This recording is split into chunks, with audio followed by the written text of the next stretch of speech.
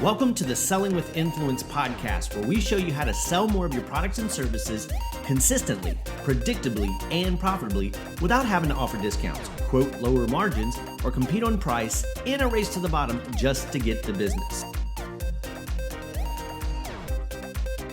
My name is Dwayne Huff, founder and CEO of Influence Seminars, and I am your host. Hello and welcome back, Dwayne Huff. I'm so glad you decided to join me again for this episode of the Selling with Influence podcast. Today, I want to focus on the L in our acronym of influence, Selling with Influence. And if you want a full overview of that, run over to sellingwithinfluence.com. There's a quick 16-minute video.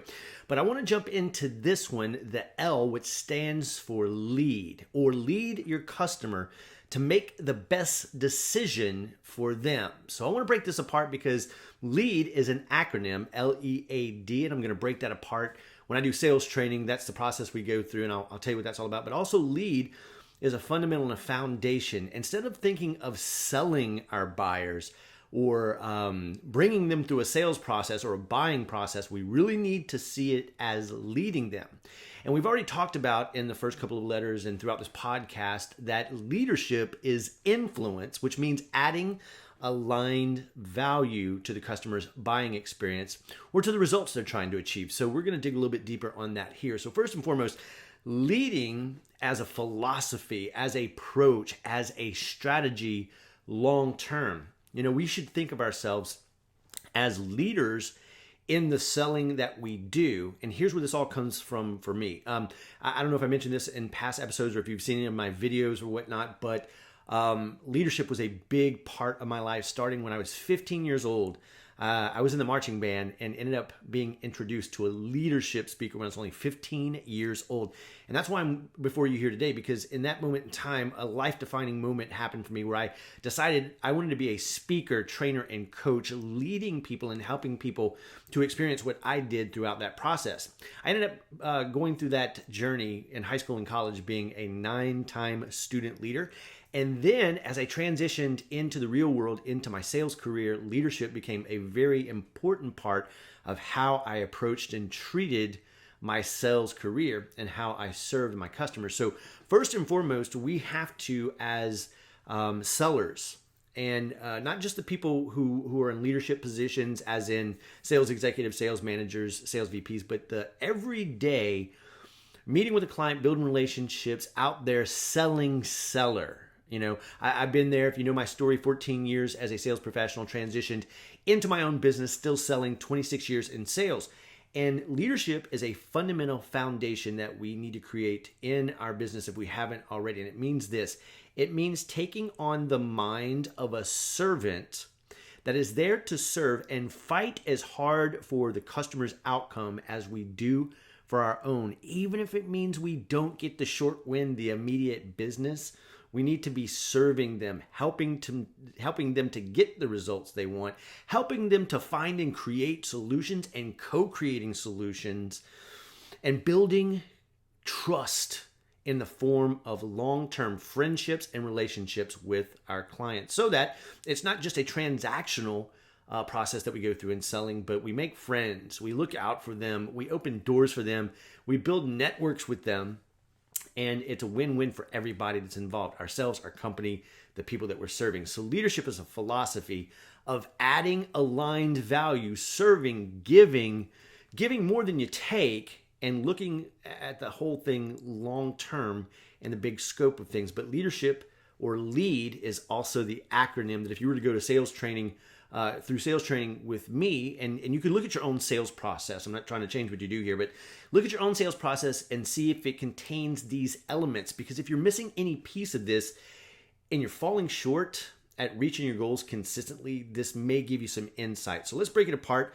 Again, we're sitting here talking about the L of the bigger picture of selling with influence, which is leading our customers to make the best decision for them. But now we're going to break down the acronym of LEAD, L-E-A-D. So if you were going through the sales training or sales process with me, L, the letter L in the LEAD acronym stands for listen to learn, or listen and learn. You know, we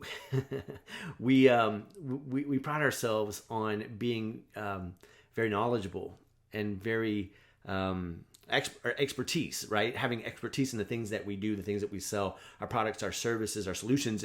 And we get so focused on the fact that we know the value that we can bring to our customers, our prospects, and our buyers, right?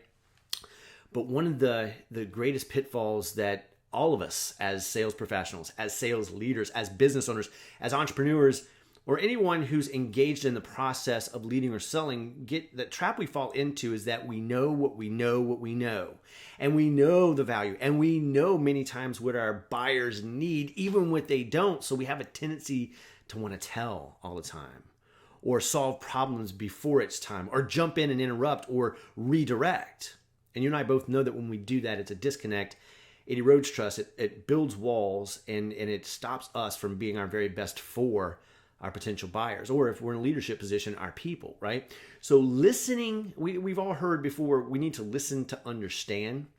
And in the 7 Habits of Highly Effective People, it's seek first to understand, then to be understood. And if you've listened to my past episodes, people don't buy, and I attribute this saying to Dean Graziosi, who taught it to me, is people don't buy when they understand you, they buy when they feel understood. And the only way to get to that place where we fully understand our buyers, our prospects, the people that we lead, is when we listen, not just to understand, but to be fully curious and listen to learn. What are they saying? What are they not saying? What are we gathering about their industry, about their business, about our own ability to solve problems? Listening to learn, a genuine curiosity, instead of walking into a sales conversation with a list of questions or an agenda or goals. Not that those are bad, we should have those. But one of the most powerful lessons I learned in sales on accident, and I mentioned this in the last podcast, is whenever I let go of my agenda for the end result of making a sell and learned how to listen to the people in front of me in order to understand where they are, the problems they were having, and learn more about them, their industry, like I said, what they're dealing with, and the greater scope or the 360 of what I'm not seeing every day. And that ability to listen to learn, and I would highly recommend getting the habits of having a notepad with you and taking notes. Obviously getting that permission from the person you're speaking with and say, listen, we're going to cover a lot of stuff here. I want to know, what's going on. I really fully want to understand your world. And so I'm going to learn in this process. May I jot and take down some notes? And people respect that. And they honor that because they see that you're really invested in them. So listening to learn is really the first thing that we have to do to be effective at selling. And so many people don't do that. You've been in the role of a buyer, and a salesperson, quote unquote, has tried to pitch you or sell you or push you or recommend something when they fully didn't understand what was going on. I just got a LinkedIn message. I just got a LinkedIn message from a guy who buys and sells businesses, which I think is great, a business broker. And I connected with him, but I could feel, just like so many of you, I could feel the pitch coming because they connect with you one day and 2 days later they're pitching you. And this pitch was obviously automated, or he didn't listen to understand or learn about who I was in my business, because the very next message I got from this person was, hey, I just want to reach out and say, do you want to sell your business? We sell businesses like yours all the time. People are looking to buy at top dollar, X amount past what it's valued at. And I'm like, you have no idea. Based on that message right there, you have no idea. You do not understand my situation. You do not understand the business I'm in, because if you did, you would have never sent me that message, because there's so many dynamics going on within my business that don't lend it to what you just offered or what you just proposed. And unfortunately, so many times salespeople do the exact same thing. They pitch or they solve or they prescribe, again, if we're going to use a doctor metaphor, they prescribe before they diagnose, right? And so listen to learn is something that we have to become super good at, forgive me for lack of a better term, but the only way we can do that, I have found, is to forget the short game agenda.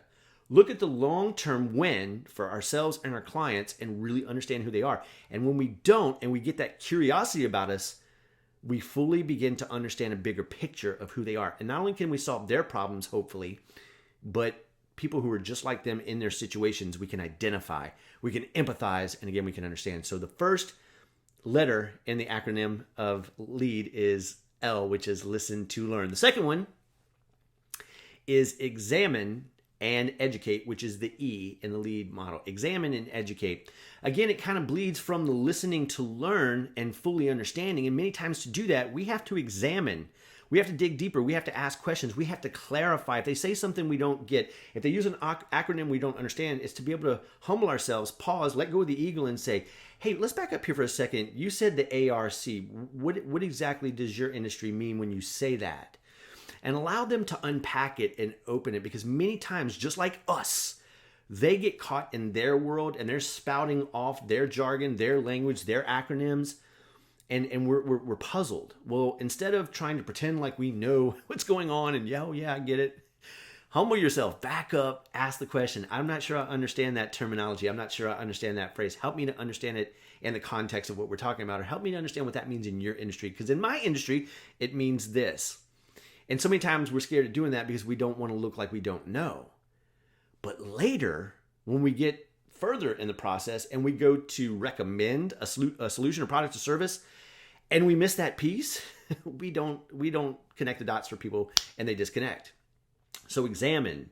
And one way is to clarify, to get understanding in the moment. The other way is to dig in with our research, to ask questions, to go online, to participate in forums, to look at social media, the comments, the suggestions, the recommendations, the reviews, the industry trends, the publications, and really understand a bigger picture by examining their world instead of just ours. Their world being the buyer or the prospect, and really understanding, so that when we have these conversations in real time, whether it's virtual or face-to-face, and we've examined, we can come to the next step, which is educate. Because once they say, here's the problem I'm facing, here's what I'm trying to accomplish, here's what has been eluding us, here's where it's breaking down, if we've examined not only with them, but prior, we can pull in a piece and say, hey, I don't know if this will solve the problem, but I was reading the other day, I was speaking to someone in your industry, one of my other clients was telling me that this is how they approached it. Have you guys tried that? And if they haven't, they will look at you as the authority, the expert, the innovator. You know, one time I had, and this is where this all comes together, examine and educate. I was reaching out one time to someone here locally in my town, big company, big multinational brand. If I said it, you would know it, but they were the local representation here. And I reached out to the vice president of sales and just kind of connected with him and said, hey, I don't know what you guys are doing for sales training, but I'm right here in your backyard. Here's some of the people I've worked with. And his immediate response to me was, hey, I appreciate the reach out, but we use this company out of this other city because they're really honed in and they understand our industry because they've been a part of our industry. And while I understand the value of that statement, and I get having the wisdom, the collective wisdom of the industry is great, you can truly not you cannot truly innovate until you step outside of your world against the norm and see what other people are doing across different industries. And even though you might not be able to duplicate it, or you might not be able to mimic it or do it exactly the same, when you see those ideas across industries and get the perspective of other people, that's when breakthroughs happen. And so I felt kind of bad for the guy because he didn't realize that he needed to step outside the industry. And if I would have asked his supervisor, or if I'd asked his boss or his CEO, are you guys making all the sales you want to make consistently? I'm pretty sure the CEO would have said, no, we're not, because we all have room for improvement. But this only happens when we examine the situation that the customer is going through, the prospect's going through, and we've educated ourselves outside the industry, across industry, in an innovative way that we can bring in potential solutions and help them co-create something that they're not seeing in their own industry. So E stands for examine and educate. And we have to remember, when we're pitching, walls go up. But when we're sharing useful information that opens the mind, opens the possibilities, and educates our potential buyers, that's when trust is built, and that's when they lean in. So that's the E in LEAD. A stands for advocate and advance. Advocate and advance. And at this point in the game, if you've listened to learn, if you examine and you educated, you're starting to get a really good sense of if and what you can do to help them solve their problems, move the needle, or build a solution that will help them to create a win or an outcome that they're looking for.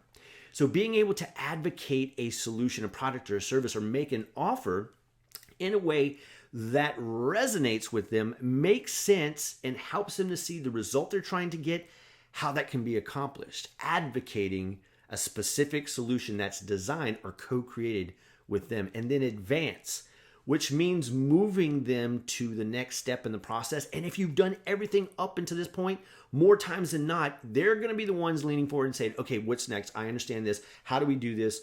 How do we get started? How do we buy this? How do we put this all together? When can we get it, right? But if that doesn't happen, being able to advance doesn't mean closing for the business always, depending on the sales cycle and how long it is, but just letting the customer know, okay, look, we've been this far so far.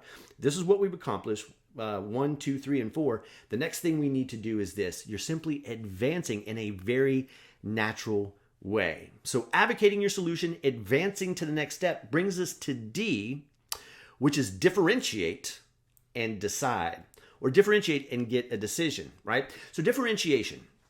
One of the best ways that I've seen this is that imagine for a second that, and I would say if you want to pause this and do this, if you're a place where you can sit down and write. If not, if you're driving or if you're listening to this and you can't pull over or you can't write it down, simply in your mind think through it this way. If you were asked by your manager, if you were asked by your customer, or if you were asked by somebody, what are some of the things that you guys do of value that's different than your competition? You know, what are your selling points? What is your unique selling proposition? What are all the things that you can do that you believe that your competitors can't? And you listed them all out. And then I was to come to you, I'd say, okay, if you were to get into an account and realize that your competitor was in there before you, could your competitor also say they do this? And chances are you're going to say, yeah, they probably could. Well, what about this? I'll give you an example. We have exceptional customer service. Are you saying that? I hope you are, right? We have the fastest delivery. Can your competition say that? They probably could. And just list out all the things that you think are selling points or differentiators for your business. And ask yourself, could the competitor also say that if they were in there before you? And in order to truly differentiate, if you've listened to learn, if you've examined and educated, if you've advocated, and now you're advancing, you understand the 1, 2, 3, maybe 4 things that your potential buyer values about your product or service or solution more than anything else. So out of 20 things that you could potentially say being benefits or results, what are the 4 things, the 3 things, the 4 things that they care about more than anything else? Is it time? Is it price? Is it delivery? Is it service after the sale? What is it that they've said? And if you can focus just on those things and connect the dots between the result or the benefit and the value that they've expressed that they have, and you can connect that in your proposal or your sales presentation whenever you go to present your solution, and if you can tie those together in their mind at that time, you are the clear choice because you didn't spout off everything that you could do, the value you could bring. You simply honed in on what they told you was important to them, what they valued. And if you remember the I in the influence acronym, it's increase the aligned value. And that's how you differentiate. You say, we can do this, and it matters because you want that, right? Never sell, go back to the N in influence, never sell need, but F, find out what they think they want and then help them to get it or sell what they need. Hope that is making sense. What I'm saying there is differentiate by taking what they've said they value or what you do and mapping it out to what they said they value, right? And then decision. One of my mentors years ago said, if you have to close, you don't know how to sell. Which means when it's time to get a decision, if you're having to coerce, if you're having to overcome a lot of objections, if you're having to use tactics or lines or scripts to try to get them past the no or past the objection or past the resistance, then you have to ask yourself, what have you not done effectively and successfully throughout the rest of the process, the L, the A, and the L, the E, and the A, that is stopping them from making that decision? Now, are you ever going to have to overcome objections? if we lived in a perfect world, no, but we don't. So many times you will have to overcome objections, but we've all heard this before, and I'll repeat it because it bears repeating. If you know what the objections are, the common objections, then in the education piece, or the E, when we examine and educate, that education is an opportunity to overcome those objections before they ever happen, because you can bring them up, you can resolve them, and you can get buy-in that it's not an issue, right? But that D stands for differentiate and then get a decision. And if you've done everything, the L, the E, the A, and the D, more times than not, they're going to lean in. They're going to give you the buying signals that you're looking for, and they're going to help you understand and know how to move forward with them in a way that's a win-win outcome for you, for them, and for your company. And listen, again, if it's not, play long game. Build relationships. Look out for them. Send them in the right direction, and I guarantee you the referrals, the business contacts, the open doors that you will have created are far greater than anything that you'll see whenever you look at that short game win and you're not thinking long term. So again, L.E.A.D as far as an acronym, a sales process, if you will, but also lead, a strategy long term to serve, to give, to help, to solve problems, and to be there to make their business, their life better, easier, and continue to increase the value, the aligned value that you're adding to them. I hope this serves. Listen, if you're on iTunes and you got value from this, please run over there and give us a 5-star review. It helps spread the message. If you're watching this on YouTube, please make sure you subscribe to the channel and click the notification button so that you're notified whenever I release the next episode of this podcast. And remember, until we talk again, unlike any other profession in the world, you can truly write your own ticket in sales. You just got to be willing to increase your influence. And one of the ways you do is by leading your customer to make the best decision that's in their best interest, because you're thinking long term, you're letting go of your agenda, and you're playing long game, and you'll win long term. Have a great day. We'll talk soon. Bye-bye.